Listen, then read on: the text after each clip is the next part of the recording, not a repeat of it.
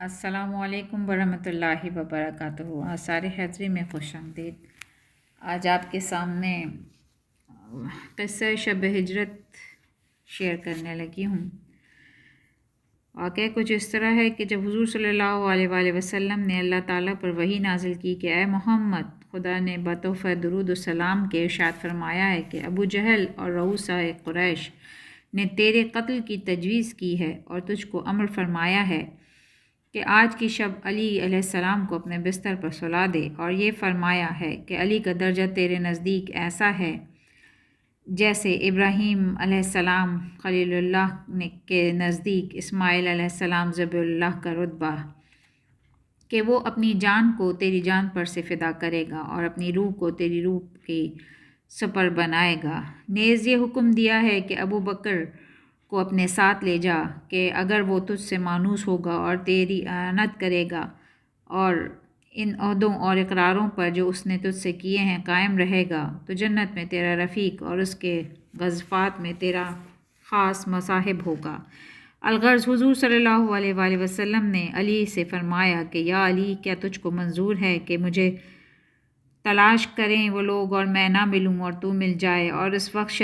شاید جاہل لوگ تجھ پر حملہ کریں اور تجھ کو قتل کر دیں۔ جناب امیر علیہ السلام نے عرض کی، یا رسول اللہ صلی اللہ علیہ وآلہ وسلم، مجھ کو بخوشی منظور ہے کہ میری روح آپ کی روح کی سپر ہو اور میری جان آپ کی جان پر فدا ہو جائے،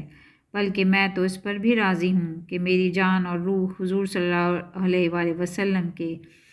کسی بھائی یا کسی قریبی رشتہ دار یا کسی جانور پر جس سے حضور کو کچھ نفع و نثار کر دی جائے، اور میں تو زندگی کو صرف حضور کی خدمت اور آپ کے امر و نواہی میں استعمال کرنے اور جناب کے دوستوں کی محبت اور آپ کے خالص احباب کی نصرت اور حضور کے دشمنوں سے جہاد کرنے کے لیے پسند کرتا ہوں۔ اگر ایسا نہ ہو تو ایک ساعت بھی دنیا میں زندہ رہنا مجھ کو مطلوب نہیں ہے۔ جناب امیر کا یہ کلام سن کر حضور صلی اللہ علیہ وآلہ وسلم نے ان کی طرف متوجہ ہوئے اور فرمایا، اے ابو الحسن، لوح محفوظ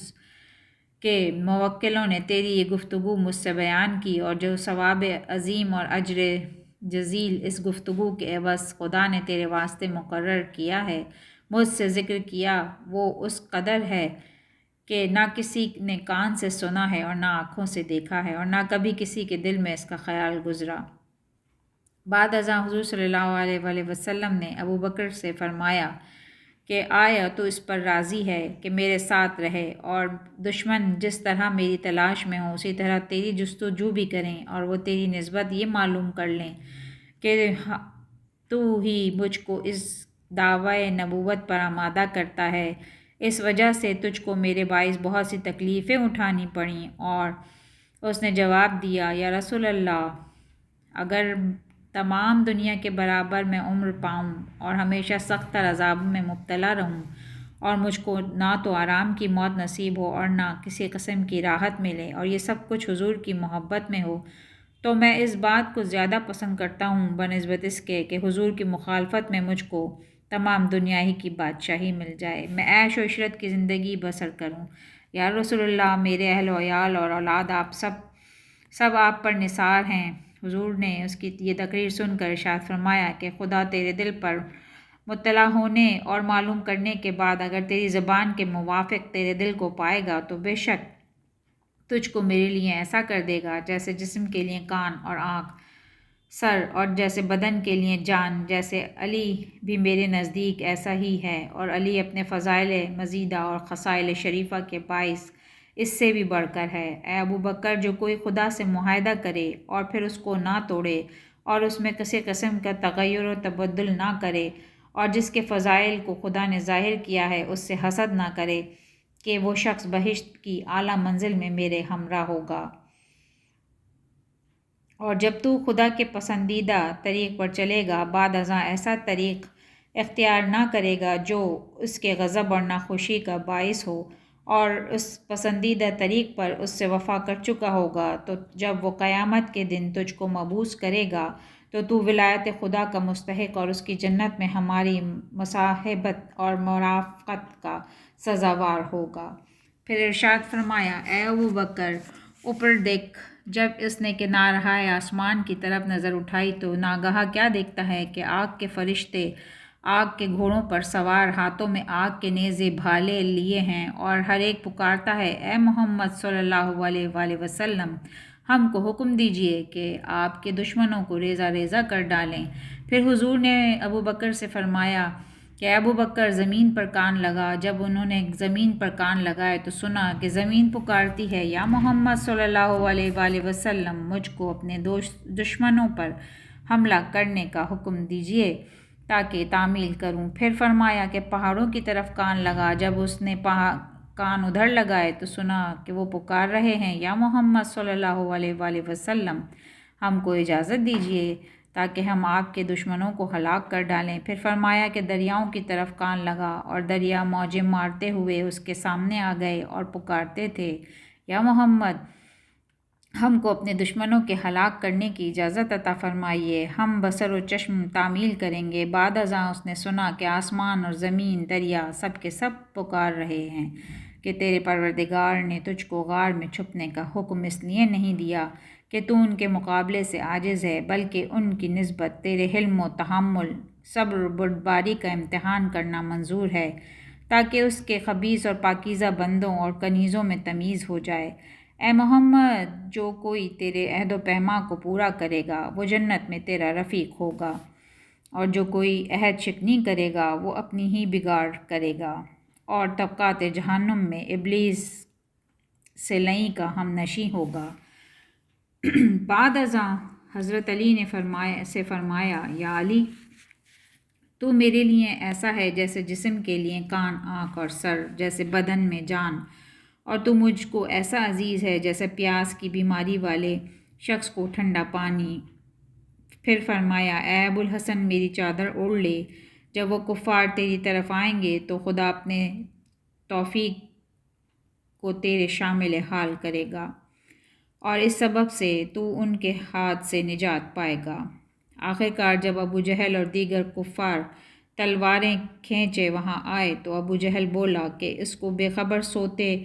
ہوئے مت مارو، پہلے پتھر پھینک کر جگا دو، پھر قتل کرو۔ تب انہوں نے بھاری بھاری پتھر نشانہ باندھ کر ادھر کو پھینکے۔ جب ان کافروں نے یہ حرکت کی تو جناب امیر علیہ السلام نے اپنے سر پر سے کپڑا اتار کر فرمایا کہ یہ کیا کرتے ہو؟ جب ان مردودوں نے غور سے دیکھا تو معلوم ہوا کہ وہ علی علیہ السلام ہیں۔ یہ دیکھ کر ابو جہل لئیں اپنے ہمراہیوں کے ہم سے بولا کہ دیکھا، محمد نے اس کو تو اپنی جگہ سلا دیا اور خود بچ کر نکل گیا تاکہ ہم اس میں مشغول رہیں اور وہ نجات پا جائے۔ تم علی کو کچھ نہ کہو، وہ اس کے فریب میں آ گیا ہے تاکہ یہ ہلاک ہو جائے اور محمد نجات پا جائے، اور اگر یہ بات نہیں ہے تو وہ خود اپنی جگہ کیوں نہ سویا، جبکہ اس کے گمان کے موافق خدا اس کا محافظ ہے۔ اس ملعون کی یہ بیہودہ تقریر سن کر جناب امیر علیہ السلام نے اس سے فرمایا، اے ابو جہل، کیا یہ باتیں میری نسبت کہہ رہا ہے؟ ایسا نہیں ہے، بلکہ اللہ تعالیٰ نے مجھ کو اتنی عقل عطا فرمائی ہے کہ اگر تمام دنیا کے احمقوں اور دیوانوں پر اس کو تقسیم کیا جائے تو وہ سب کے سب عقل مند ہو جائیں گے، اور اس نے مجھ کو اس قدر قوت عنایت کی ہے کہ اگر ساری دنیا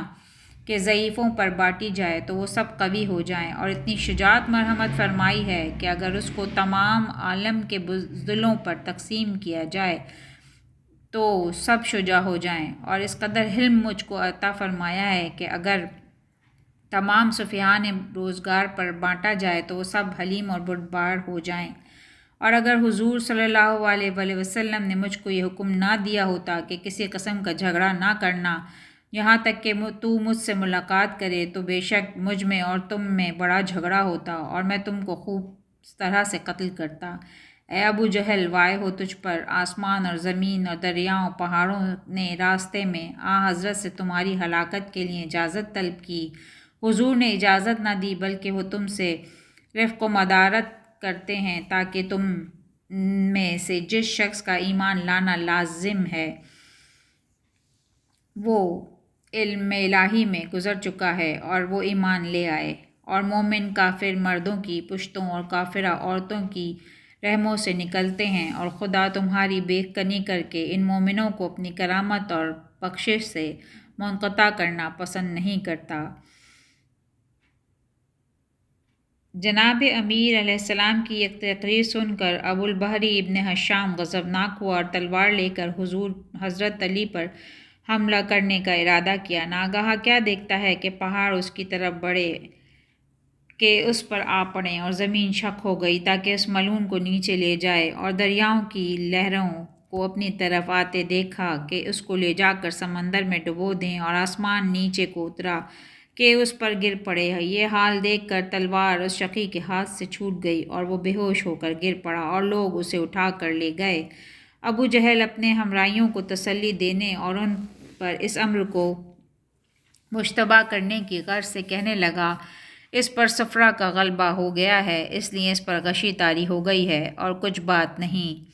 جناب امیر علیہ السلام رسول خدا کی خدمت میں پہنچے تو حضور صلی اللہ علیہ وآلہ وسلم نے فرمایا کہ اے علی، تو نے جو اس رات ابو جہل سے گفتگو کی، اللہ تعالیٰ نے تمہاری آواز کو اوپر کی طرف بلند کیا اور اس کو جنت میں پہنچایا۔ وہاں کے خزانچی اور حوران خوبرو اس آواز کو سن کر کہنے لگے، یہ کون ہے جو ایسے وقت میں محمد صلی اللہ علیہ وآلہ وسلم کا تابع ہے؟ جبکہ مکے والوں نے اسے جھٹلایا اور وطن سے نکال دیا۔ ان سے کہا گیا کہ یہ اس کا نائب ہے اور اس کے فرش پر سو رہا ہے، تاکہ اپنی جان کو اس کی جان کی سپر بنائے اور اپنی روح کو اس کی روح پر فدا کرے۔ تب خازانان جنت نے عرض کی، اے پروردگار، ہم کو اس کا خزانچی بنا، اور حوروں نے عرض کی، اے خدا، ہم کو اس کی بیویاں کر۔ اللہ تعالیٰ نے ان سے فرمایا کہ اس کے لیے اور اس کے بزرگیدہ دوستوں اور محبوں کے لیے ہو کہ وہ میرے حکم سے تم کو ان لوگوں پر تقسیم کرے گا جن کی بہتری کو وہ خوب جانتا ہے۔ آیا تم رضامند ہو؟ انہوں نے عرض کی، اے ہمارے پروردگار اور ہمارے سردار، ہاں ہم خوش ہیں۔